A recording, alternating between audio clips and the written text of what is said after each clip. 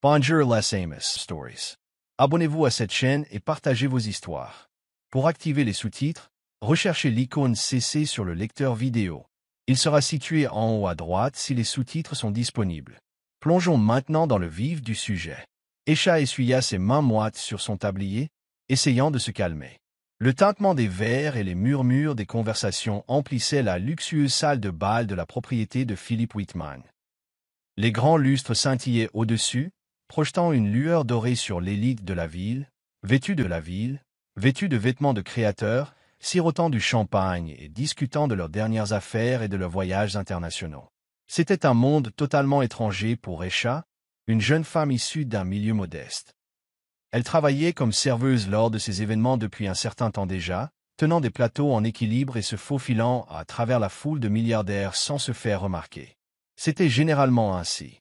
Les riches considéraient le personnel comme invisible, un simple bruit de fond dans leur vie extravagante.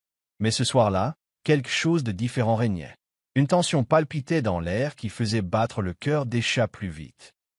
Philip Whitman, l'impitoyable milliardaire qui animait l'événement, se tenait au centre de la salle, entouré d'invités de marque.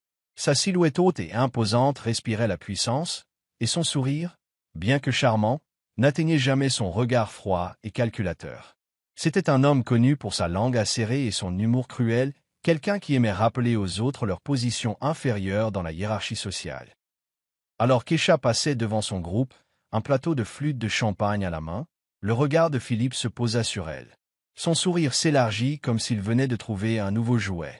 Il leva la main, lui faisant signe de s'approcher. « Excusez-moi » lança-t-il, sa voix coupant court au bavardage. « Look her Aïcha fit on bond. » D'autres serveurs lui avaient mis en garde contre Philip Whitman. Il aimait faire des exemples, les embarrasser pour son propre plaisir.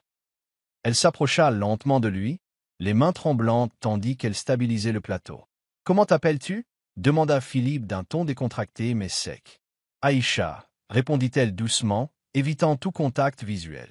Philippe esquissa un sourire narquois, répétant son nom comme s'il le goûtait pour la première fois. « Aïcha, dis-moi, Aïcha, que fais-tu quand tu ne sers pas à boire ?» Sa voix était suffisamment forte pour que les autres autour de lui l'entendent, et ils rirent, devinant le début d'un de ces jeux cruels. Aïcha hésita un instant avant de répondre. « Moi, je joue du violon. » Les rires autour d'elle redoublèrent, et les yeux de Philippe s'illuminèrent d'amusement. Un violoniste? Quel charme! Il se tourna vers les hommes à côté de lui. « Messieurs, nous avons une musicienne parmi nous. Pourquoi ne pas la laisser nous divertir ?» L'estomac d'Aïcha se noua. Elle sentait le poids de leur regard moqueur sur elle, et ses jambes faiblissaient. Elle voulait courir, mais elle savait que refuser Philippe ne ferait qu'empirer les choses. Il ne demandait pas, il exigeait. « Il y a un violon là-bas. » Philippe désigna l'instrument réservé à l'orchestre, la voix pleine de condescendance. « Vas-y, Aïcha, joue-nous quelque chose. » Sa gorge se serra et ses mains devinrent moites, mais elle savait qu'elle n'avait pas le choix. D'un pas hésitant, elle se dirigea vers le pupitre de l'orchestre et prit le violon inconnu. Ce n'était pas le sien, un cadeau de son défunt grand-père, mais elle n'eut pas le temps d'y penser. La pièce semblait se refermer sur elle, et le silence lui semblait pesant, étouffant. Prenant une profonde inspiration, elle ferma les yeux et porta l'archet aux cordes.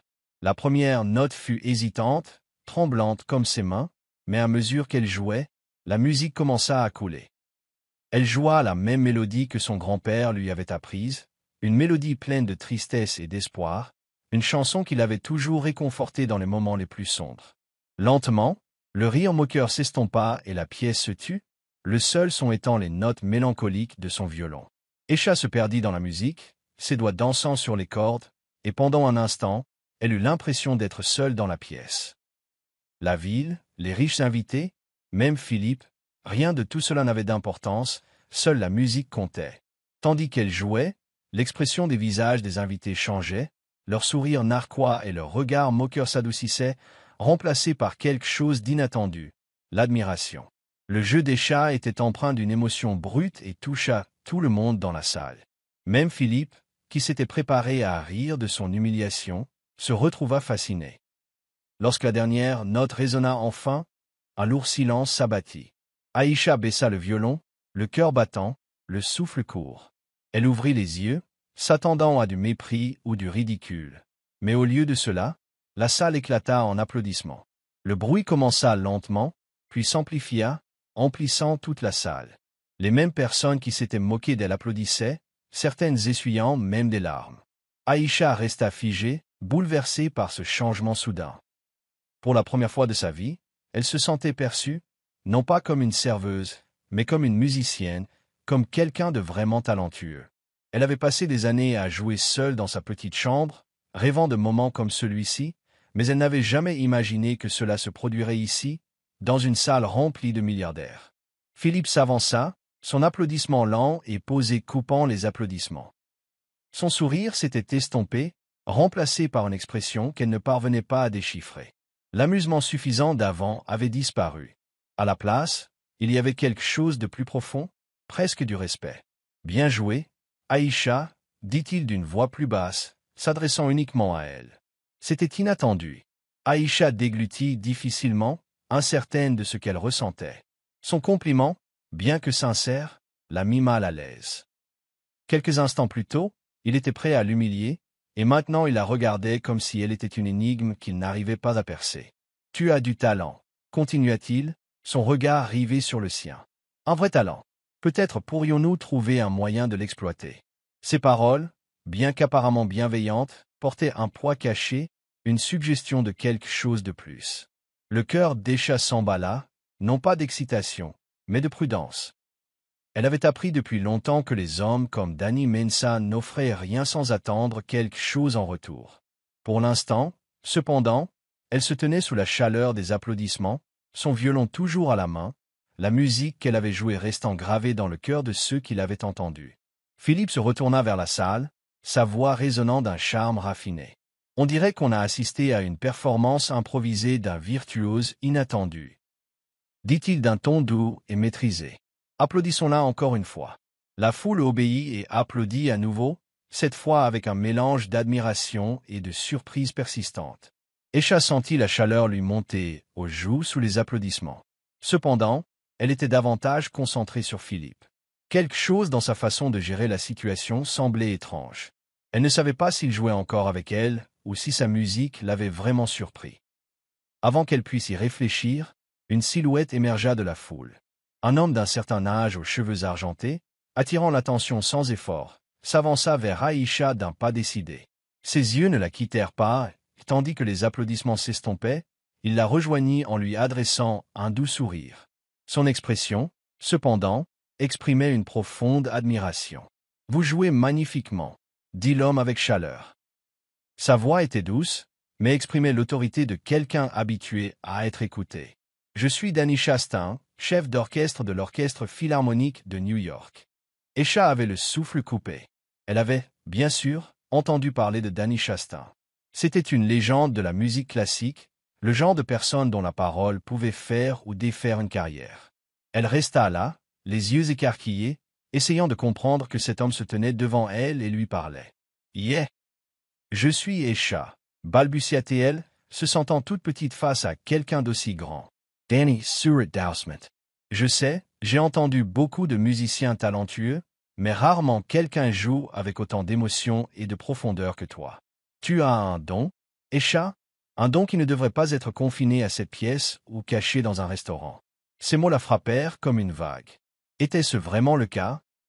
Quelqu'un comme Danny Chastain lui offrait-il vraiment la reconnaissance dont elle rêvait depuis si longtemps? « J'aimerais t'inviter à auditionner pour une place dans mon orchestre, » continua Danny d'un ton sérieux. « Je pense que tu pourrais être quelqu'un de vraiment spécial. » L'esprit d'Aïcha tourna. C'était tout droit sorti de ses rêves les plus fous, et pourtant, debout dans cette grande salle de bal remplie de gens qu'il avait autrefois méprisés, cela semblait impossible. Une telle opportunité pouvait-elle être offerte à une simple serveuse sans formation formelle? « Yeah, je ne sais pas quoi dire, » balbutia-t-elle, encore sous le choc. « Tu n'as pas besoin de dire quoi que ce soit maintenant, » la rassura Danny. « Prends le temps d'y réfléchir, mais crois-moi, Aïcha, tu as quelque chose de rare, quelque chose qui va au-delà de la simple technique.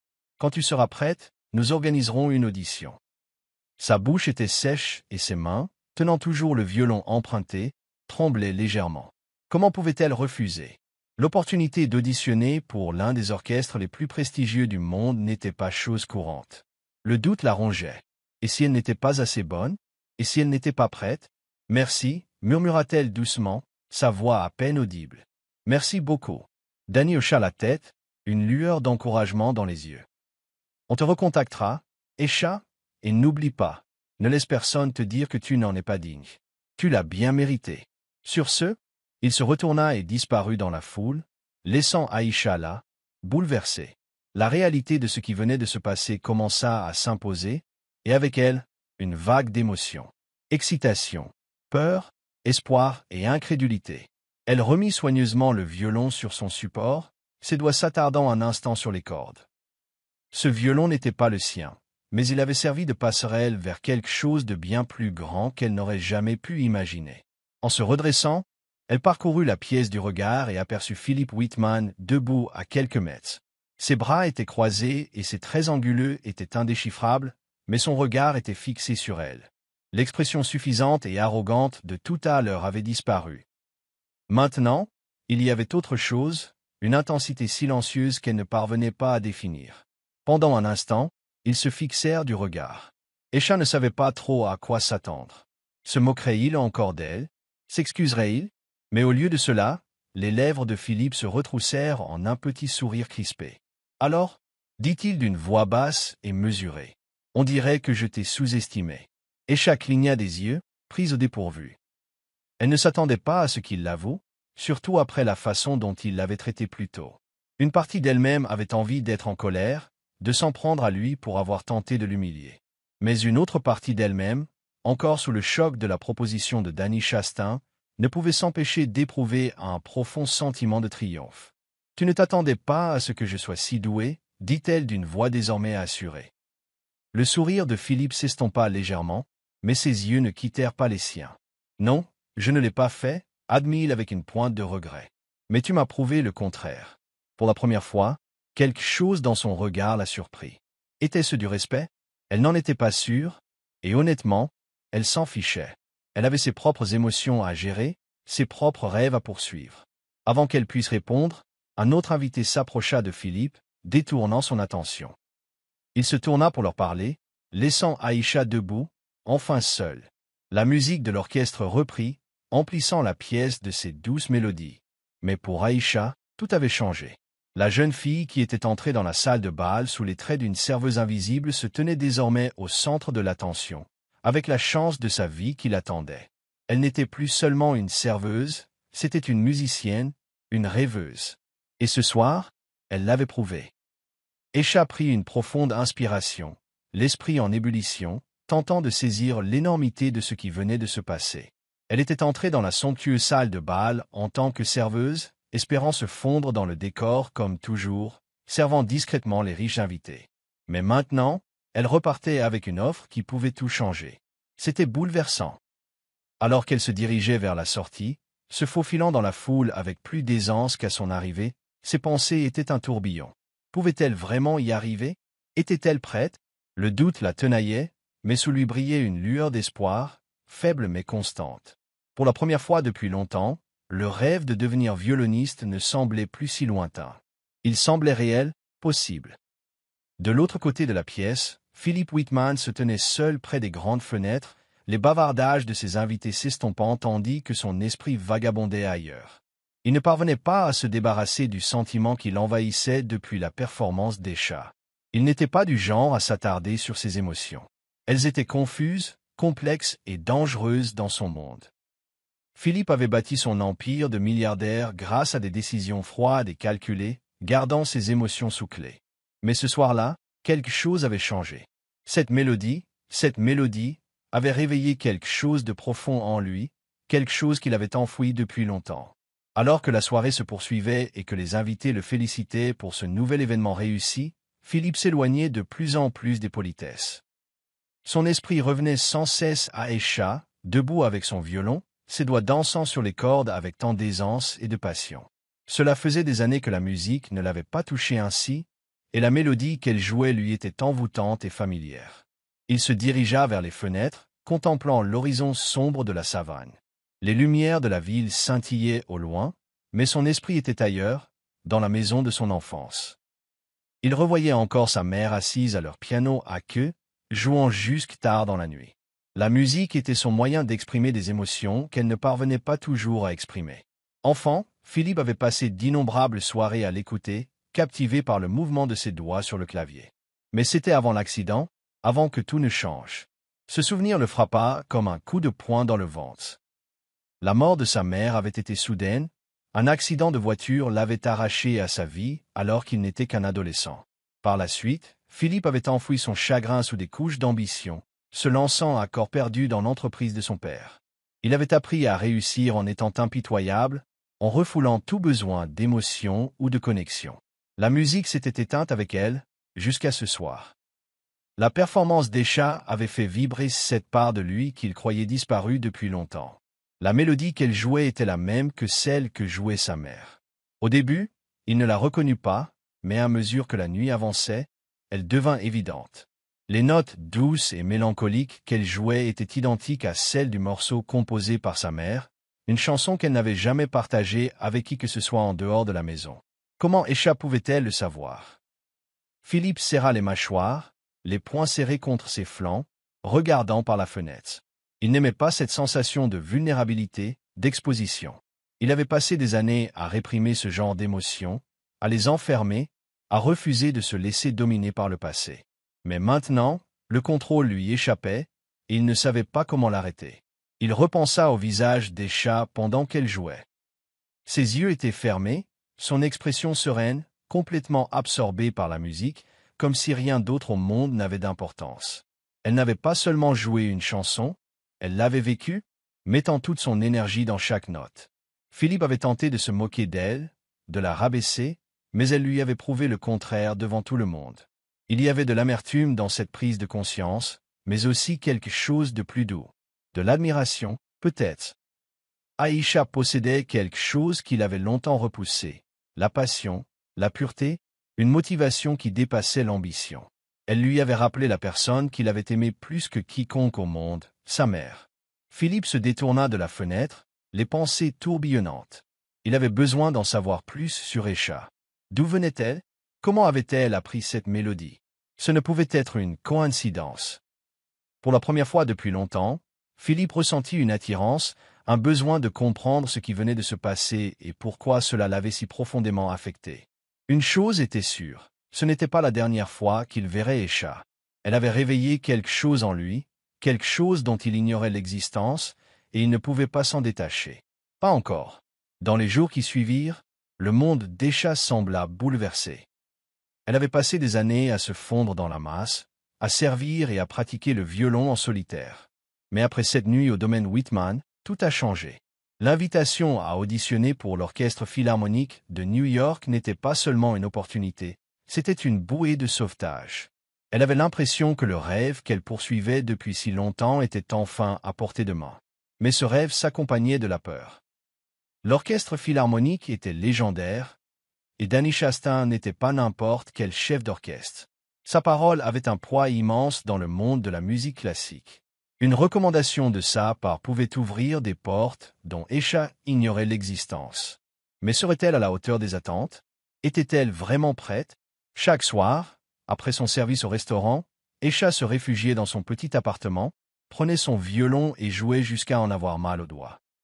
Mais maintenant, la pratique semblait différente. Ce n'était plus seulement pour elle, c'était pour quelque chose de plus grand, de réel. Les enjeux étaient plus importants, et à chaque note, elle sentait la pression monter. Et si elle échouait? Et si elle n'était pas à la hauteur? Le doute lui murmurait à l'oreille, mais il n'y avait pas de retour en arrière possible. Esha savait que c'était son moment, sa chance de changer sa vie à jamais. Aussi terrifiant que cela puisse être, l'espoir qu'elle avait gardé si longtemps brûlait maintenant plus fort que jamais. Et elle n'allait pas laisser passer ça. Date pour l'audition d'Esha, et ce n'était que dans quelques semaines. Le temps semblait filer plus vite chaque jour qui passait. Avant même de s'en rendre compte, Esha se retrouva devant la salle de répétition d'un orchestre local, serrant son étui à violon contre elle comme si c'était le seul moyen de la maintenir sur terre. La salle n'était pas grande, mais elle dégageait une impression de grandeur avec ses hauts plafonds et son parquet poli qui résonnait à chacun de ses pas. Prenant une profonde inspiration, Esha entra, le cœur battant. Danny avait organisé une répétition avec un groupe de musiciens pour se préparer à la grande audition. Aujourd'hui, c'était sa première séance officielle avec eux, l'occasion de peaufiner sa performance et de se prouver qu'elle avait sa place ici. Mais en entrant et en voyant les musiciens s'installer, sa nervosité s'est à nouveau emparée d'elle. C'étaient des professionnels, des hommes et des femmes qui jouaient dans des orchestres depuis des années. Ils lui jetèrent à peine un coup d'œil lorsqu'elle entra, concentrée sur l'accordage de leurs instruments et la conversation. Une vague d'insécurité envahit Esha. Qui était-elle donc là? Une serveuse sans formation formelle, sans expérience prestigieuse. Elle ne possédait même pas de vrai violon. Le vieux violon de son grand-père, un précieux cadeau, était tout ce qu'elle avait. Cela l'avait menée jusqu'ici, mais maintenant, entourée d'instruments coûteux et de musiciens chevronnés, cela lui semblait insuffisant. Elle prit place au fond de la pièce, déballant soigneusement son violon. Ses mains tremblaient tandis qu'elle ajustait les cordes. L'instrument semblait usé, marqué par des années d'amour et d'utilisation. Au début de la répétition, le chef d'orchestre, un homme à l'air sévère et aux cheveux grisonnants, exigea le silence. Esha se concentra sur la partition devant elle, essayant de calmer sa nervosité. Mais dès les premières notes, il devint évident qu'elle était dépassée. Les autres musiciens jouaient avec précision et assurance, leur sonorité pleine et riche, tandis qu'Esha peinait à suivre. Son archet glissait, ses doigts trébuchaient, et chaque erreur semblait amplifiée par l'acoustique de la grande salle. À mi-parcours, le chef d'orchestre s'arrêta et la regarda droit dans les yeux. « Mademoiselle Aïcha, dit-il d'une voix neutre mais ferme, il faut que tu gardes le rythme. Ce n'est pas un concert solo. Tu dois apprendre à te fondre dans l'orchestre. » Ces paroles le blessèrent, mais Esha hocha vivement la tête, ravalant la boule d'insécurité qui lui avait serré la gorge. Elle essaya à nouveau, s'efforçant de rester dans le rythme, mais la pression ne fit qu'empirer les choses. À la fin de la séance, sa confiance s'était effritée. Elle rangea son violon discrètement, évitant tout contact visuel avec les autres musiciens lorsqu'ils quittèrent la salle. Dehors, l'air froid du soir la frappa comme une éclaboussure d'eau glacée. Aïcha se tenait sur les marches de la salle de répétition, serrant son étui à violon, le doute la rongeant. Elle n'était pas prête. Comment pouvait-elle rivaliser avec des gens qui s'étaient entraînés toute leur vie, qui vivaient et respiraient la musique au quotidien? Elle avait passé la majeure partie de sa vie à servir et à s'entraîner seule dans une pièce exiguë. Qu'est-ce qui lui avait fait croire qu'elle avait sa place ici? Alors qu'elle essayait de rassembler ses pensées, une voix perça son désespoir. Séance difficile. Esha leva les yeux et vit une femme d'une trentaine d'années, un étui à violoncelle à la main, qui lui souriait avec une expression bienveillante et compréhensive. Elle faisait partie de la répétition, quelqu'un à qui Esha n'avait pas encore parlé. Oui, admit Esha, la voix tremblante. On peut dire ça. La femme hocha la tête et s'approcha d'elle. Ne te laisse pas abattre. On a tous des mauvais jours. De plus, tu as quelque chose que la plupart d'entre nous n'ont pas. Esha fronça les sourcils, perplexe. Qu'est-ce que c'est? Le cœur, dit simplement la femme. Je l'ai entendu dans ton jeu. Bien sûr, tu as fait des erreurs, mais à ta façon de jouer, on sent que ça compte pour toi. Ce n'est pas quelque chose qui s'apprend. Esha cligna des yeux, les paroles de la femme s'imprégnant lentement. Cœur. Elle avait toujours joué avec son cœur, par amour pour la musique et les souvenirs qu'elle portait. C'était peut-être ce qui l'avait amenée jusqu'ici, plus que toute formation technique. Merci, dit doucement Esha, un petit sourire aux lèvres. J'avais besoin de l'entendre. La femme lui tapota l'épaule pour la rassurer avant de s'éloigner dans la nuit, laissant Aïcha debout sur les marches. L'air froid ne lui semblait plus aussi glacial. Même si ses doutes persistaient, il ne semblait plus aussi accablant. Peut-être, était-elle prête, après tout. Philippe était assis dans son bureau, une immense pièce bordée d'étagères et de meubles en acajou foncé, regardant par les baies vitrées qui surplombaient la ville de Savannah. Il avait passé les derniers jours à se noyer dans le travail, à se noyer dans les réunions, les contrats et les affaires, comme toujours lorsque quelque chose réveillait des émotions qu'il n'était pas prêt à affronter. Mais malgré tous les courriels auxquels il répondait et les appels qu'il recevait, son esprit revenait sans cesse à une seule personne, Aïcha. Philip Franca, less Sourcels. Comment ça? Elle est talentueuse, mais brute, continua Danny. Elle n'a jamais eu les ressources ni les conseils nécessaires pour vraiment perfectionner ses talents. Toi et moi savons tous les deux à quel point le monde de la musique classique est compétitif. Le talent seul ne suffit pas toujours. Elle aura besoin de soutien pour réussir. Philippe se laissa aller dans son fauteuil, réfléchissant aux paroles de Danny. Du soutien?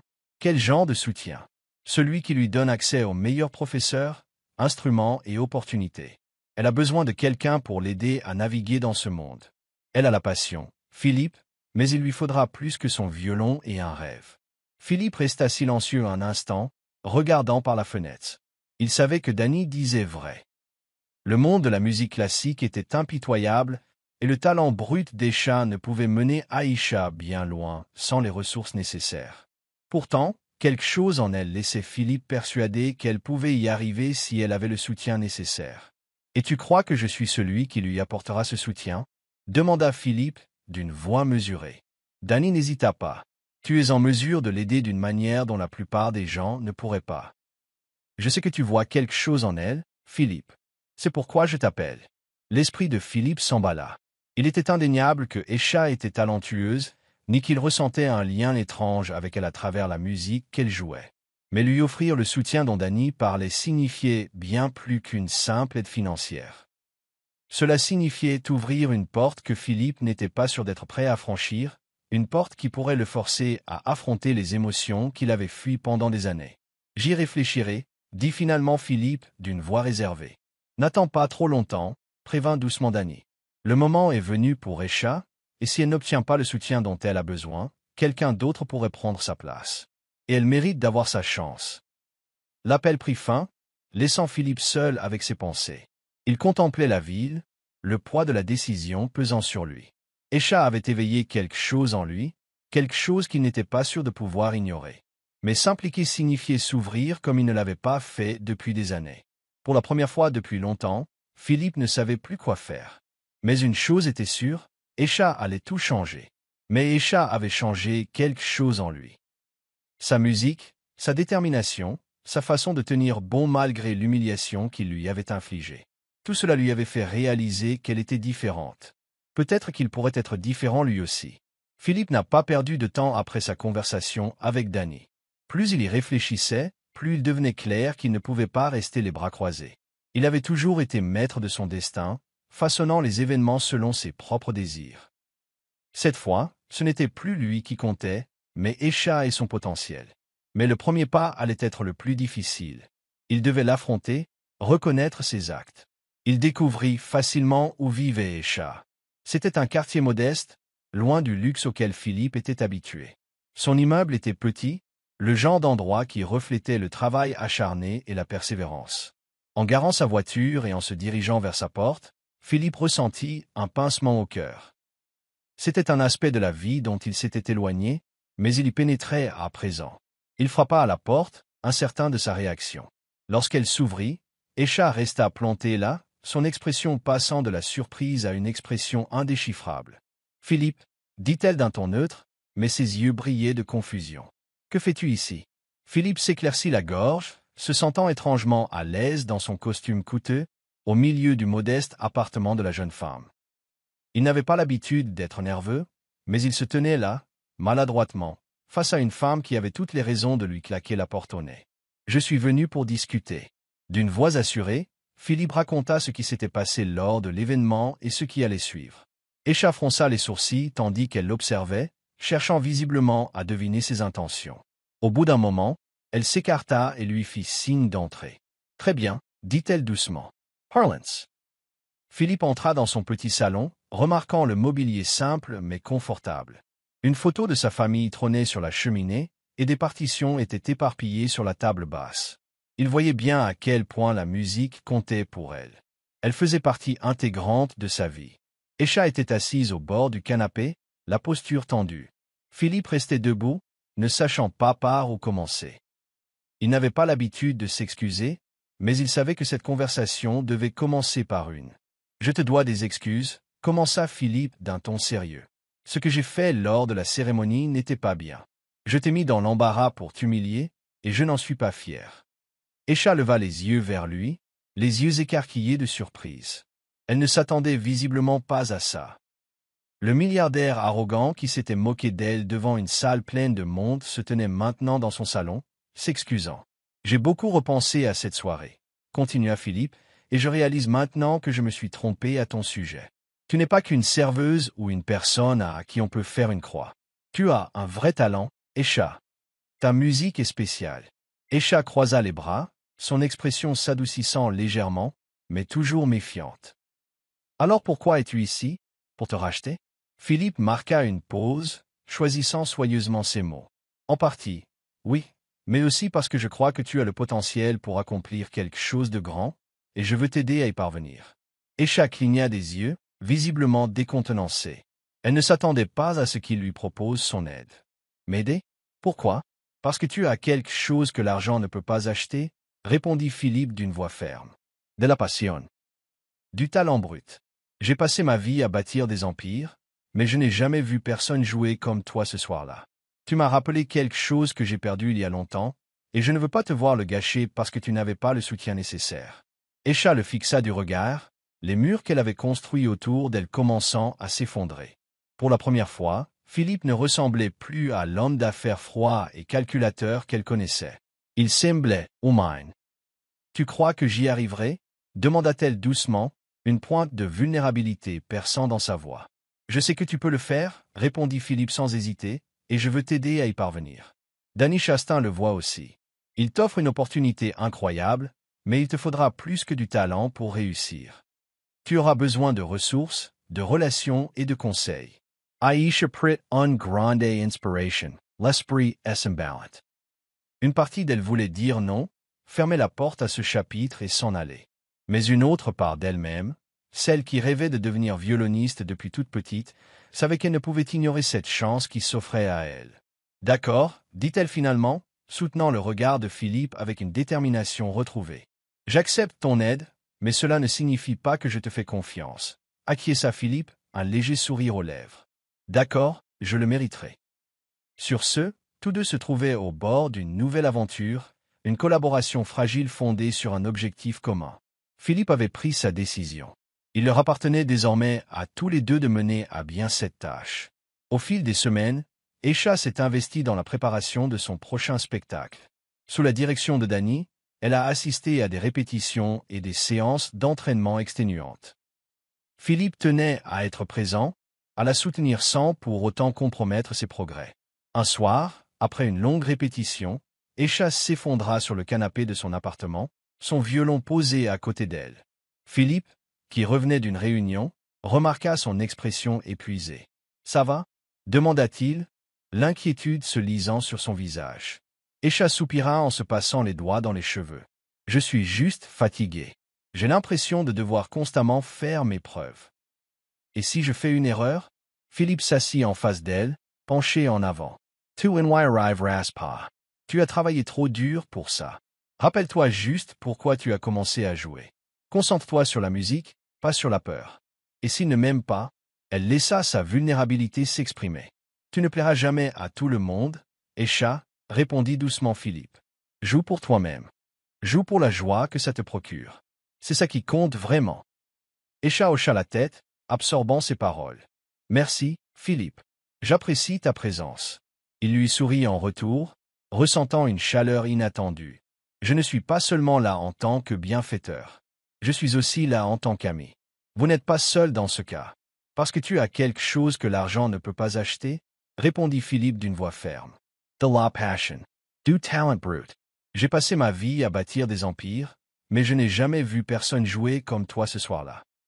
Tu m'as rappelé quelque chose que j'ai perdu il y a longtemps, et je ne veux pas te voir le gâcher parce que tu n'avais pas le soutien nécessaire. Esha le fixa du regard, les murs qu'elle avait construits autour d'elle commençant à s'effondrer. Pour la première fois, Philippe ne ressemblait plus à l'homme d'affaires froid et calculateur qu'elle connaissait. Il semblait humain. « Tu crois que j'y arriverai? Demanda-t-elle doucement, une pointe de vulnérabilité perçant dans sa voix. « Je sais que tu peux, répondit Philippe sans hésiter. Et je veux t'aider à y parvenir. Danny Chastain le voit aussi. Il vous offre une opportunité incroyable, mais il vous faudra plus que du talent pour réussir. Vous aurez besoin de ressources, de relations et de conseils. » Esha prit une grande inspiration, l'esprit s'emballant. Une part d'elle-même voulait dire non, clore ce chapitre et s'en aller. Mais une autre part d'elle-même, celle qui rêvait de devenir violoniste depuis toute petite, savait qu'elle ne pouvait ignorer l'opportunité qui s'offrait à elle. D'accord, dit-elle finalement, soutenant le regard de Philippe avec une détermination retrouvée. J'accepterai ton aide, mais ça ne veut pas dire que je te fais confiance. Philippe hocha la tête, un petit sourire aux lèvres. D'accord. Jay Lumeriderai. Avec cela, tous deux se trouvaient au bord de quelque chose de nouveau. Un partenariat fragile, fondé sur un objectif commun. Philippe avait pris sa décision. Il leur appartenait désormais à tous deux de la mener à bien. Au fil des semaines, Esha se consacra à fond à la préparation du spectacle à venir. Sous la direction de Danny, elle assista à des répétitions et des séances de pratique exténuantes. Philippe mit un point d'honneur à être présent, la soutenant sans pour autant compromettre ses progrès. Un soir, après une longue répétition, Esha s'effondra sur le canapé de son appartement, son violon posé à côté d'elle. Philippe, qui revenait tout juste d'une réunion, remarqua son expression épuisée. « Ça va ?» demanda-t-il, l'inquiétude scrutant son visage. Esha soupira en se passant les doigts dans les cheveux. « Je suis juste fatigué. J'ai l'impression de devoir constamment faire mes preuves. Et si je fais une erreur ?» Philippe s'assit en face d'elle, penché en avant. « Tu n'y arriveras pas.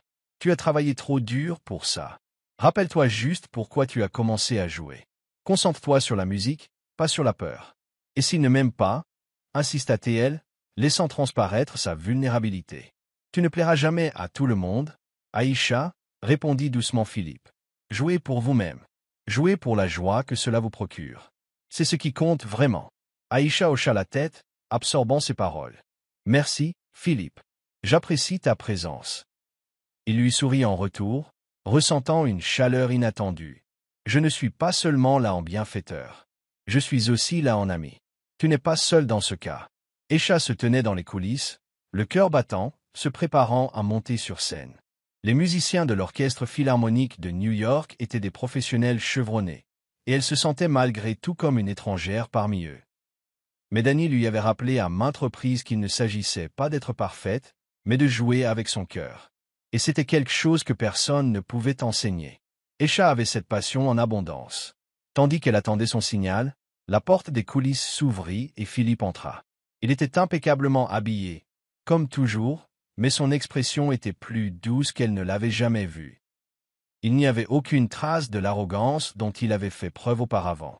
Au contraire, il semblait sincèrement fier d'elle. « Tu es prête ?» demanda-t-il d'une voix basse, mais teintée d'inquiétude.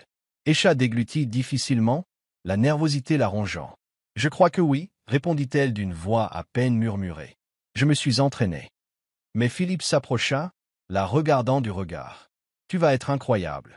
Tu as travaillé dur pour ça, et tu mérites d'être là. » Surprise par la sincérité de sa voix, Esha hocha la tête, ressentant un mélange de gratitude et d'incertitude. Elle avait accepté son aide, mais une part d'elle-même restait méfiante quant à ses véritables intentions. Ces dernières semaines, cependant, Philippe lui avait révélé un autre visage, un côté sincèrement investi dans sa réussite, non pas pour son propre intérêt, mais parce qu'il croyait en elle. « Merci, » dit-elle doucement en soutenant son regard. « Je suis nerveux, mais je suis prêt. » Il lui offrit un sourire rare. « Bien, je serai là-bas à regarder. » Au dernier appel du régisseur, Esha prit une grande inspiration, serrant fermement son étui de violon. Le poids familier de l'instrument lui était réconfortant, lui rappelant les innombrables heures passées à s'entraîner et à rêver. C'était son môme. ENT, et les applaudissements redoublèrent tandis que le chef d'orchestre prenait place à l'estrade. Esha monta sur scène, le cœur battant. La salle de concert était immense, bien plus grande que toutes les salles où elle s'était produite. La lumière vive empêchait de voir le public, mais elle savait qu'il était là, des centaines d'yeux l'observant, l'attendant. Prenant place au centre de la scène, l'orchestre derrière elle, Esha jeta un coup d'œil à la foule. Il y avait Philippe, Danny et bien d'autres figures importantes du monde de la musique. La pression pesait lourdement sur elle, mais elle la repoussa. Le chef d'orchestre leva sa baguette, et les premières notes emplirent la salle, douces et posées, préparant le terrain pour son entrée. Les doigts d'Esha tremblaient tandis qu'elle levait son archet vers les cordes, mais dès que la première note quittait son violon, quelque chose se transforma en elle. La musique coulait sans effort, chaque note résonnant de la passion qu'elle portait depuis si longtemps. La mélodie enveloppait le public, l'entraînant dans l'univers qu'elle avait créé. Les heures de répétition, les nuits blanches, les doutes et les peurs s'évanouissaient tandis qu'elle jouait. À cet instant, seule la musique était là, et elle était tout. Ses doigts dansaient sur les cordes, captivant le public dans un silence profond et émerveillé. Elle se laissa emporter par la musique, la laissant la guider. Lorsque la dernière note résonna dans la salle avant de disparaître dans le silence, Esha baissa son violon, le cœur battant encore. L'espace d'un instant, la salle resta silencieuse, comme si chacun retenait son souffle. Puis, lentement, les applaudissements commencèrent, d'abord discrets, puis se transformèrent en une ovation tonitruante.